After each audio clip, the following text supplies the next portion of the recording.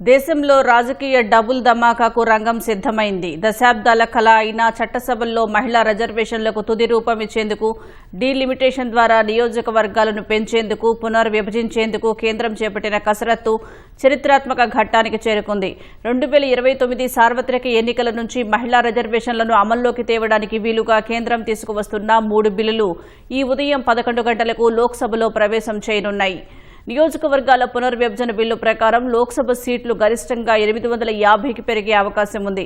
రాజ్యాంగ సవరణ బిల్లుకు లోక్సభలో 3/2 మెజారిటీ అవసరం కాగా బిల్లును వ్యతిరేకిస్తామని ప్రతిపక్ష ఇండీ కూటమి స్పష్టం చేసింది. దేశంలో నియోజకవర్గాల పునర్విభజన చట్ట సవరణ బిల్లును కేంద్ర ప్రభుత్వం ఇవాళ లోక్సభలో ప్రవేశపెట్టనుంది.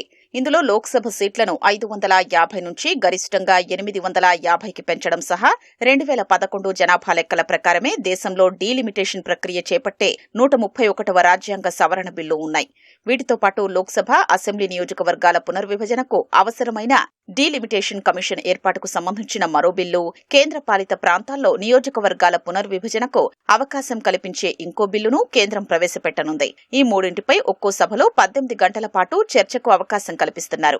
ఇందులో ఒకటి రాజ్యాంగ సవరణ బిల్లు, మిగతా 2 చట్టపరమైన బిల్లులు. రాజ్యాంగ సవరణ బిల్లు ఆమోదం పొందాలంటే 3/2 మెజారిటీ కావాలి. మిగతా 2కి సాధారణ మెజారిటీ సరిపోతుంది. నియోజకవర్గాల పునర్విభజనను వ్యతిరేకిస్తున్నామని చెప్తున్న ఇండియా కూటమి ఆ బిల్లుకు వ్యతిరేకంగా ఓటేస్తామని తెగేసి చెప్పడంతో రాజ్యాంగ సవరణ బిల్లు ఆమోదంపై ఉత్కంఠ నెలకొంది. ప్రస్తుతం లోక్సభలో ఉన్న 540 మంది సభ్యుల్లో 3/2 మెజారిటీ కావాలి. అంటే రాజ్యాంగ సవరణ బిల్లు ఆమోదం పొందాలంటే 360 మంది సభ్యుల మద్దతు అవసరం. అధికారిక ఎన్డీఏ కూటమికి 292 మంది సభ్యుల మద్దతుంది. మరో 68 మంది మద్దతు అవసరం. అది ఎలా సాధిస్తుందన్న ప్రశ్న ఉదయిస్తోంది. సభకు హాజరైన సభ్యుల్లో 2 నుంచి 3వ వంతు మెజారిటీ సాధిస్తే సరిపోతుంది. ఒకవేళ ప్రతిపక్ష పార్టీలకు చెందిన సభ్యులు ఎక్కువ మంది గైర్హాజరైతే ఆ మేరకు అధికార పక్షం బలం పెరిగినట్లవుతుంది. పార్లమెంటులో డీలిమిటేషన్ బిల్లుకు వ్యతిరేకంగా విపక్షాలన్నీ ఓటైబోతున్నాయని ఏఐసీసీ అధ్యక్షుడు మల్లికార్జున ఖర్గే ప్రకటించారు. నిన్న ఢిల్లీలోని ఖర్గే నివాసంలో విపక్ష కూటమి నేతలు సమావేశమయ్యారు. ఈ భేటీకి 21 పార్టీల నేతలు హాజరయ్యారు. సభలో అనుసరించాల్సిన వ్యూహంపై చర్చించారు. తామంతా మహిళా రిజర్వేషన్ల చట్టానికి అనుకూలంగా ఉన్నామని, కానీ ప్రభుత్వం దీనికి అనుబంధంగా సవరణలు తేనున్న విధానం పట్ల మాకు అభ్యంతరాలు ఉన్నాయని సమావేశం తర్వాత ఖర్గే చెప్పారు. ఇది రాజకీయ ప్రేరేపిత చర్య అని, ప్రస్తుతం జరుగుతున్న అసెంబ్లీ ఎన్నికల్లో ఓట్లు రాబట్టుకుని ప్రతిపక్షాల్ని అణచివేయడానికి ప్రభుత్వం ఇలా వ్యవహరిస్తోందని విమర్శించారు. అందుకే డీలిమిటేషన్ బిల్లును వ్యతిరేకించాలని అంతా ఒక నిర్ణయానికొచ్చామని స్పష్టం చేశారు. దీనికి బదులు ఇప్పుడున్న 543 లోక్సభ సీట్ల ఆధారంగానే 2029లో మహిళా రిజర్వేషన్లను అమల్లోకి తేవాలని 21 ప్రతిపక్ష పార్టీలు డిమాండ్ చేశాయి.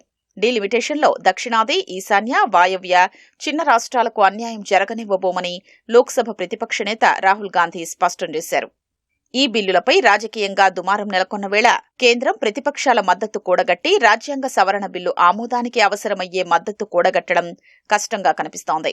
అయితే ప్రధాని నరేంద్ర మోదీ మాత్రం ఈ బిల్లుల్ని ప్రతిష్టాత్మకంగా తీసుకుని ముందుకెళ్తున్నారు.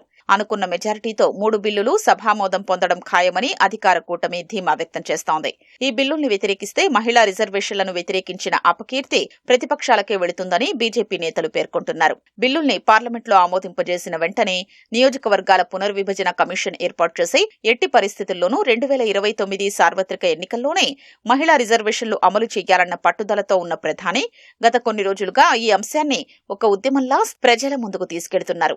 ఎన్డీఏలో 2వ అతిపెద్ద భాగస్వామి అయిన టీడీపీ పార్టీ అధినేత చంద్రబాబు బిల్లుల్ని సమర్థిస్తూ అన్ని పార్టీలకు లేఖలు రాయడం సహా మద్దతివ్వాలని కోరారు. మరోవైపు ఇండీ కూటమి ముఖ్యమంత్రులు స్టాలిన్, రేవంత్ రెడ్డి కేంద్రం చర్యను తీవ్రంగా వ్యతిరేకిస్తున్నారు. మహిళా రిజర్వేషన్ల అమలు విషయంలో అన్ని పార్టీలు ఏకాభిప్రాయంతో ఉన్నప్పటికీ నియోజకవర్గాల పునర్విభజన ఎలా చేస్తారన్న దానిపైనే ప్రతిపక్షాలు అనుమానం వ్యక్తం చేస్తున్నాయి.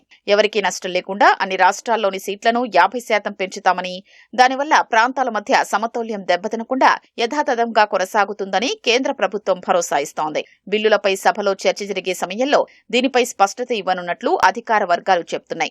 అందువల్ల దక్షిణాది రాష్ట్రాలు దీన్ని వ్యతిరేకించే అవకాశం ఉండదని పేర్కొంటున్నాయి. డీలిమిటేషన్ కమిషన్ ప్రతి రాజకీయ పార్టీని సంప్రదిస్తుందని కేంద్ర ఆర్థిక మంత్రి నిర్మలా సీతారామన్ స్పష్టం చేశారు. లోక్సభలో సీట్లు 850కి పెంపు అనేది గరిష్ట పరిమితి. ప్రతి రాష్ట్రానికి ఒక డీలిమిటేషన్ కమిటీ ఉంటుంది. అది అన్ని పార్టీలతో మాట్లాడిన తర్వాతే ఒక నిర్ణయం తీసుకుంటుందని కేంద్ర మంత్రి పేర్కొన్నారు.